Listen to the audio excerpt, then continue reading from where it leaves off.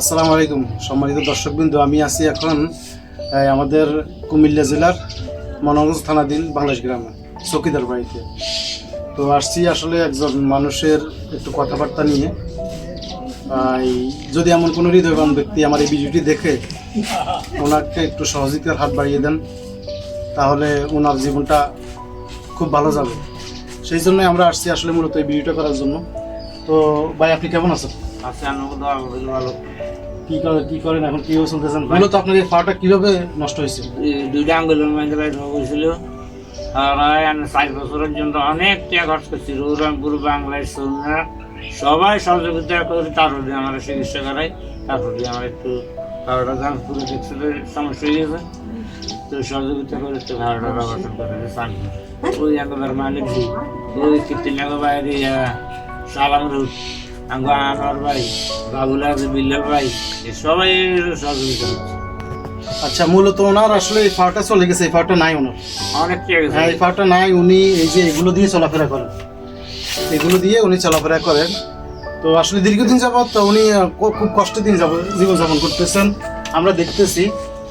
আমি সৌদি আরব থেকে আসার পরও আমি বলছি যে ভাই আচ্ছা ঠিক আছে, আমার যেহেতু ছোটোখাটো একটা চ্যানেল আছে, তো এই চ্যানেলটাতে আপনার এই দুঃখটা আমি তুলে ধরবো। ধরার পরে যদি এরকম সহৃদয়বান কোনো লোক থাকেন, অবশ্যই যদি আপনাকে কিছু হেল্প করেন, তাহলে আপনার জীবনটা অনেক ভালো যাবে। কিছুদিন আগে ওনার সাথে কথাবার্তা হওয়ার পর উনি বললো যে ওনার স্ত্রীও নাকি অসুস্থ। ওনার 2টা মেয়ে আছে, একটা মেয়ে আপনার বড় মেয়ে কোন ক্লাসে পড়ে?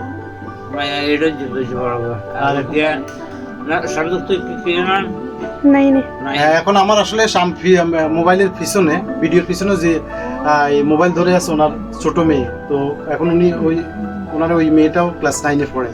ফ্যামিলিতে অনেক খরচ, তো উনি আসলে এই খরচটা বহন করতে পারতেছেন না।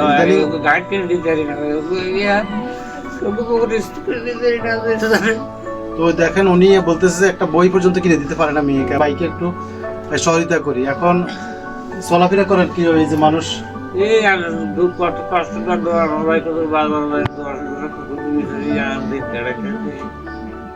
আসলে আমিও দেখি উনি ওই সবসময় দোকানে বসে থাকে। এই কেউ যদি কিছু দেওয়ার পরে উনি ওই যে মোটামুটি ওইটা দিয়ে একটা সংসার ফ্যামিলি চালায় আর কি। কি করবে এখন, অনেক ধরে অসুস্থ। মূলত 4টা আঙ্গুল, যখন 2টা আঙ্গুল ওনার নষ্ট হয়, হওয়ার পরে ডাক্তার বলে যে পুরো উপরে পাটা কেটে ফেলতে হবে। তখন উনি কি করলো, পুরো পাটা কেটে ফেলছে। উনি মূলত খুব সুস্থ লোক ছিল, পারিশ্রমিক লোক ছিল, আমার মতোই ছিল। আমি যেমন এরকম আমার সব কিছু আছে, সব সুস্থ লোক ছিল, পরিশ্রমিক লোক ছিল। কিন্তু হঠাৎ করে আমি একদিন সৌদি আরব থেকে এসে দেখি যে ওনার একটা পাও নেই। আমি অবাক হয়ে গেছি এটা দেখে। তো আসলে সবাই মিলে সহযোগিতা করি। আসলে আমার এই ভিডিওটা দেখার পর, আমি এটা ব্যবসা নিয়ে করতেছি, আমার এই ভিডিওটা দেখার পর আপনি তো কত টাকা কত জায়গায় খরচ করে দেন। যদি এরকম কোনো লোক থাকেন ওনার জীবনটা একটু ভালো চলবে, তাহলে একটু হেল্প করতে পারেন ওনাকে। আপনি কি বলেন? এখন আমার কোনো সহযোগিতা করে, আমি একটা ব্যবসা লোড করে, নাহলে একটা গাড়ি যদি হয় ধরেন নেই যে যান চলতে পারে। উনি বলতেছে যে এখন খুঁজি বিচারি, মানে মহানবীর শিক্ষা করোনা ভিক্ষা, মানে ভিক্ষা করাটা আসলে উচিত না আমাদের। তো উনি বলতেছে যে যদি এরকম কোনো লোক থাকেন, এটা আমি দিব না, মানে আমার কোনো এখানে লিঙ্ক থাকবে না, ওনার বিকাশ নাম্বার দিয়ে দিব। আমার স্ক্রিনে বিকাশ নাম্বার থাকবে, ফুল স্ক্রিনে বিকাশ নাম্বার থাকবে, ওনার পার্সোনাল বিকাশ নাম্বার। এটা আমাকে টাকা দিতে হবে না। আপনারা মনে করবেন না যে আমি এটা ব্যবসা করতেছি, আমার দিয়ে আমার ব্যবসা না, ওনার বিকাশ নাম্বার থাকবে। ওনার সাথে যোগাযোগ করে আপনারা ওনাকে কিছু অবশ্যই হেল্প করবেন এবং ওনার সাথে সরাসরি কথা বলবেন। এখানে আমার সাথে কোনো কথাই হবে না, ঠিক আছে? তো আপনি কিছুদিন আগে বললেন যে আপনার ওয়াইফ অসুস্থ।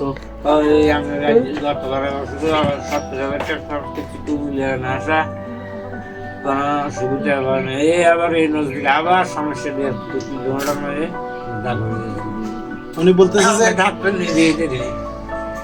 বলতেছে যে ওনার ওয়াইফের কিডনির মধ্যে মনে দাগ পড়ে গেছে, 70,000 টাকার মতো খরচ হয়ে গেছে। আসলে এই টাকাটা ওনার জন্য ব্যয়বহুল খরচ। এবং উনি কিস্তি নিয়ে, আপনি মনে হয়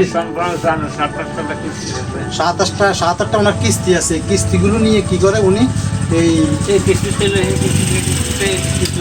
উনি বলতেছে এই কিস্তি থেকে ওই কিস্তি, মানে কিস্তির উপর কিস্তি, একটা কিস্তি নিয়ে আরেকটা চালায়, আরেকটা কিস্তি নিয়ে আরেকটা উনি করে, মানে কিস্তির উপর কিস্তি নিয়ে উনি কিস্তিগুলো আবার চালায় আর কি, এই কথা বলতে হবে। তো আসলে এটা খুব দুঃখজনক।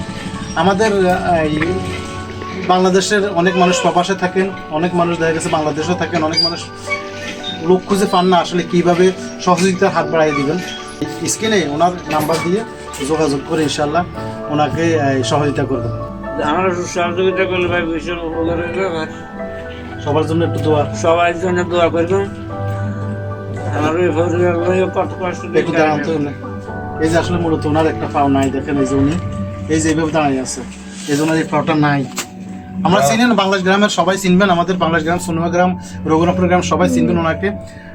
ওনার এই পাওটা নাই, এই পায়ের কারণে উনি কোনো কাজও করতে পারেন। একটা ফ্যামিলি চলে, 2টা বাচ্চা আছে, কি না লাগে একটা ফ্যামিলিতে। তো এইরকম যদি লোক থাকেন ওনাকে আপনি কি চান এখন, আপনি কি বল?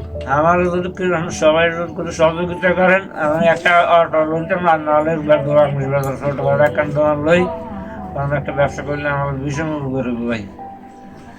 তো উনি বলতেছে যে আসলে উনি এখন একই কথা বলি ভিক্ষা করে চল। তো আমরা চাই যে উনি যাতে এইভাবে না চলে, হাত বাড়ানোটা আসলে অনেক মানুষের কাছে, উনি আসলে হাত বাড়ায় না কারো কাছে, দেখলেই মনে করে যে ওনাকে কিছু দিতে হবে। তো উনি চাচ্ছে যে এটা ওনার জন্য লজ্জাজনক ব্যাপার।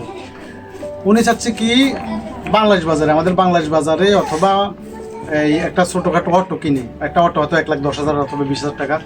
আর বাংলাদেশ বাজারে ছোটোখাটো যদি একটা ফার্ম দোকান অথবা একটা দোকান মোটামুটি 1 লাখ টাকা 1.5 লাখ টাকার মধ্যে যদি উনি দিতে পারে, কি বলেন? আমার ভীষণ উপকার হবে, ভীষণ উপকার হবে ওনার। তো তাহলে উনি আর খুঁজে বিচারে চলতে হবে না আর কি। তো যদি এরকম লোক থাকেন অবশ্যই একটু চেষ্টা করবেন।